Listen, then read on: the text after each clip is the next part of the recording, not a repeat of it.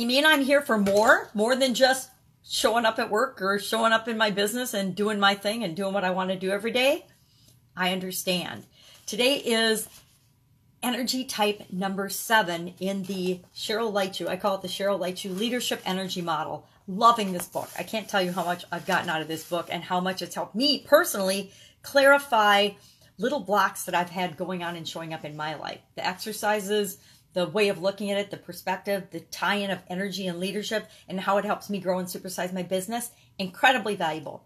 So I will stop talking and hop into this type of energy. This type of energy, the I understand energy, is all about our purpose. It's why we're here, and it encourages us to know that, guess what? We're all here to do more than just live our life, live our little life and go through our day-to-day routines as if that's our only purpose, is to just get through the day.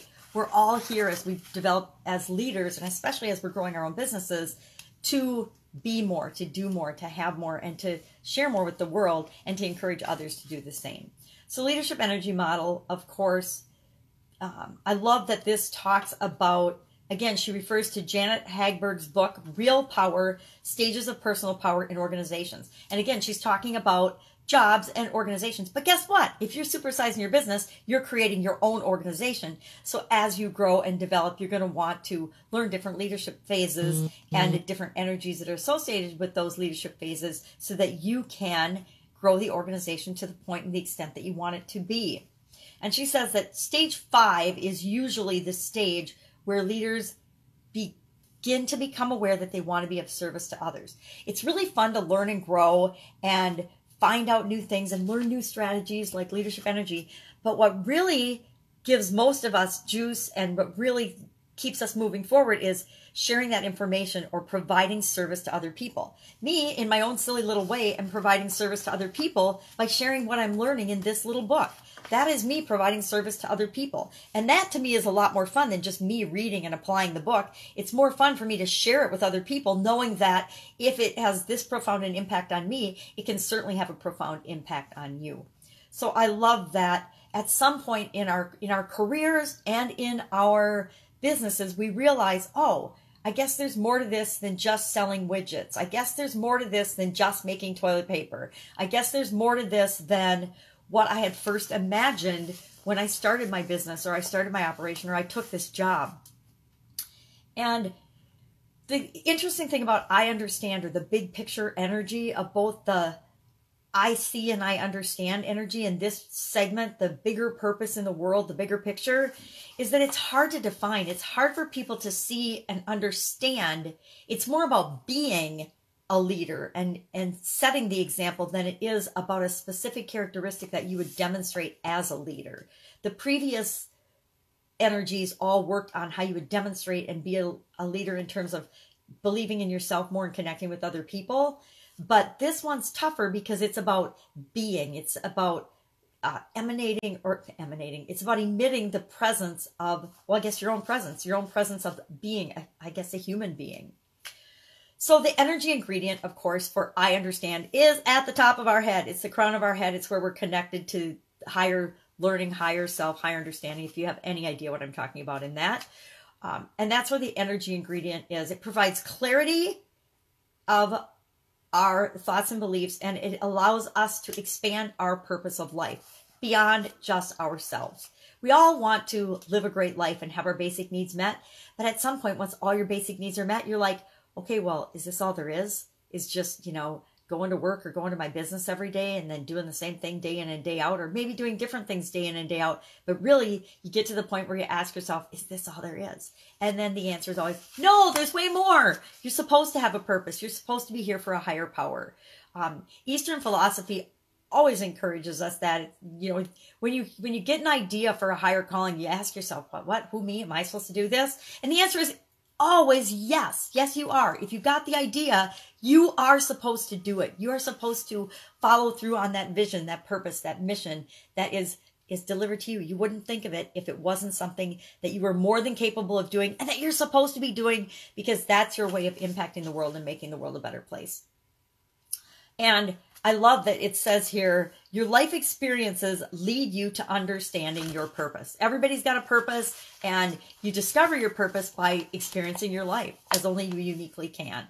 Again, she gives great examples of leaders that are using these principles and learning these principles in her chapters. Everybody should get this book and read it. It's very, very powerful if you understand, which we're understanding today, the power of the energy and tying that together with your leadership skills and what that can help you to do to grow and build the business of your dreams. So the iUnderstand energy opens up by choosing to be non-judgmental about life and about experiences and about events. Now this is tough, right? For most of us. I will admit that I didn't get non-judgmental about things until after my sudden cardiac arrest. And I'm going to recommend that you don't have a sudden cardiac arrest and die to figure out that you don't have to be judgmental about things that happen and events in your life. To engage this iUnderstand energy, you have to engage your emotions. Now, that's another one that's tough for a lot of us because there's emotions that we stuff down and we don't want to admit that we have. Like, you know, a lot of us don't want to admit that we get pissed off and angry at other people sometimes, or that we get angry about situations. But until we let that anger energy just flow through us non-judgmentally and we say, you know what, it's okay for me to be mad about this right now. I'll get over it in a few minutes. Everybody gets angry sometime. I'm not going to judge it. I'm just going to let it flow and let it go. And that's what happens. Other suggestions for coming into alignment with this type of energy are meditation, releasing emotions. I love this. Picture a bird that you release to fly away. You watch the bird, you acknowledge the bird, and you allow it to fly away. So I'm feeling angry at, say, my ex-husband. I think about it. I think about him as a bird, and I'm letting him fly away. And as I release the bird, I see the bird fly away, and I just let the energy and that anger just go. Prayer and then time in nature are other ways to activate this type of energy. She gives us action learning. Again, as we're doing these exercises, we want to focus on the crown of our head or think about the crown of our head.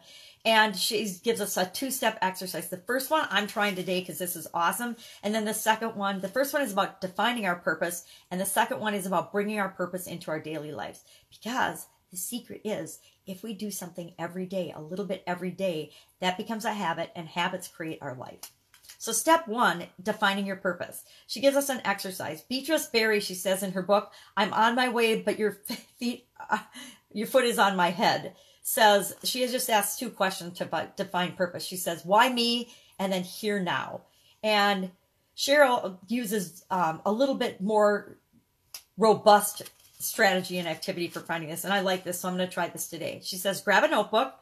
You'll be documenting she says career timeline, but I'm going to say your life timeline, your business timeline. I've done this exercise as a life timeline exercise where you identify all the milestones in your past, and then you're going to answer 3 questions about them. What was your strength in this particular situation? What did you enjoy? And what value did you bring?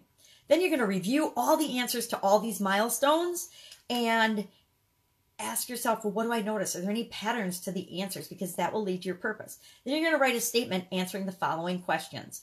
What has been the purpose of your life so far? How do you share this with others? And what do you believe is your purpose as a leader or as a business owner? That is step 1, defining your purpose. Now, step 2 is about bringing it into your daily life. So what you're going to do is you're going to post your purpose statement in a place where you're going to have easy access to it, where you're going to see it. I'm one of those people that puts stuff on my bathroom mirror. So you can put on your bathroom mirror. I put things on my computer monitor. You can put things on your computer monitor. Wherever works for you. On the refrigerator. Wherever you will see it. Then, before you begin your day, review your purpose statement and identify 3 high-value leadership activities that you can do. Now, these don't have to be big things, but they're high-value leadership. So, for example, she says, call Sue. Send an email to Ken. Listen more than speak at today's meeting. Now, those are very specific, very measurable. Either I did them or I didn't activities. And the key to making things a habit and having them work for you in your life is making them automatic. Now, and easy to measure. The things we measure get attention, and the things we pay attention to create what we want. So we want to have things that can be measured in terms of either a yes or a no. Then we're going to write these 3 high-value items in a place where we can access them throughout the day. We're gonna write, call Sue, send an email to Ken, and listen to this somewhere where we can see it so that we remember to do it. I use Post-it notes, little warning Post-it notes or whatever to remind me to do things like this. Then you're going to, at the end of the day, go back and say, did I do it? If you did it, awesome. If you didn't, no big deal. I'll do it tomorrow, and make sure you do it tomorrow. And then make this a daily habit. Do this every single day. And that will help you open and increase your I understand energy and be living your purpose every single day.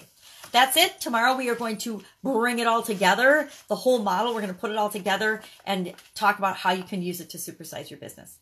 Bye. I will catch you tomorrow.